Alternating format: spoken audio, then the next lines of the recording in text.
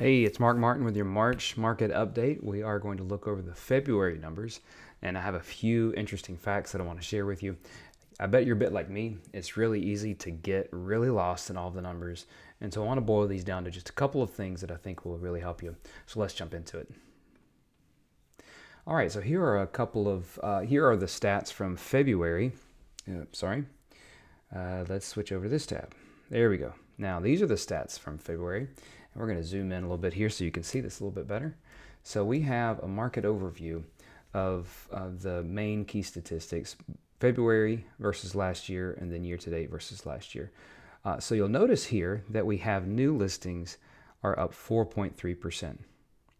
All right, new listings are up 4.3% over last year. Pretty close when you actually look at the numbers at 651 versus 679. Here's one I want you to pay close attention to. Pending sales for February was down 25, almost 26%. 499 pending sales last year versus 370 February of this year. Again, pending sales is when we have a house that's listed on the market and you have a buyer and a seller who come to an agreement and sign a contract, and it hasn't closed yet, but it is under contract and they're working towards closing. So we were down 25% on those numbers, on those number of contracts. Listings were up, pendings were down.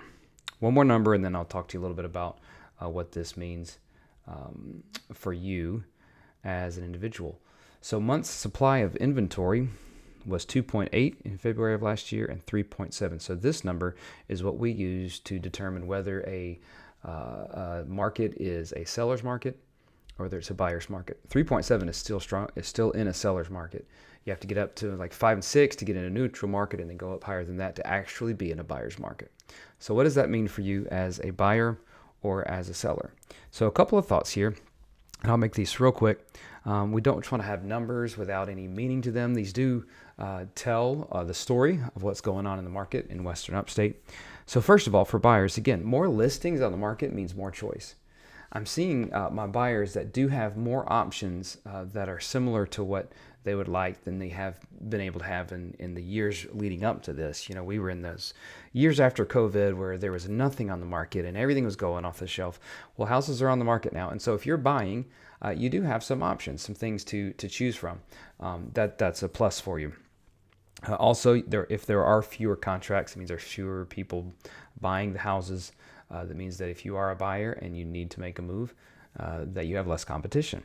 That's good news for you. And less competition means more room for negotiation, and this could be really helpful for you in your purchase. What does this mean for sellers? Well, if you have more listings and fewer are going under contract, then we're in a competition. We are in a strong competition right now. So you're in a beauty contest and a price war. So if you're planning to list your house, do you want to have the house in good shape? You want to fix those things that are wrong, the screen that's broken, you need touch up paint, those kind of things, all the cosmetic issues. You want to have your house shine when it shows. You want it really to stand out from the competition. Also, we're in a price war. So we are going to be going up against other competition. There's going to be more competition, fewer houses going under contract. So we need to make sure that we're real strategic in where we put that price.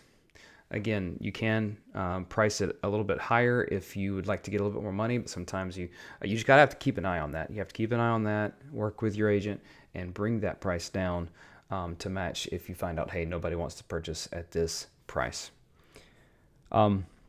It also has a little bit of help for upsizers or downsizers. You know, a lot of times if you're going to list your house and you put your house and you decide, I'm going to move and I'm going to put my house in the market first, and then I'm going to purchase once I have a contract in place on my house.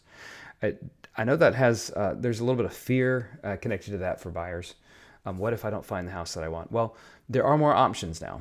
And so, there is a good chance if you do decide to go that route, it is very likely you can get your house under contract and negotiate out enough time in your contract for closing to say, hey, I'm looking for a house. I have these several options, and we need to get a contract on one of those And so you can negotiate out a little bit of time, and obviously always make that closing time shorter if you find a property.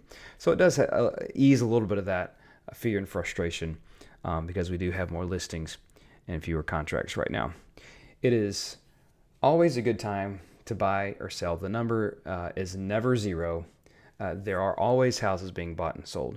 So if it is a time in your life when it is the right time for you to make a move, then there is a way to do it.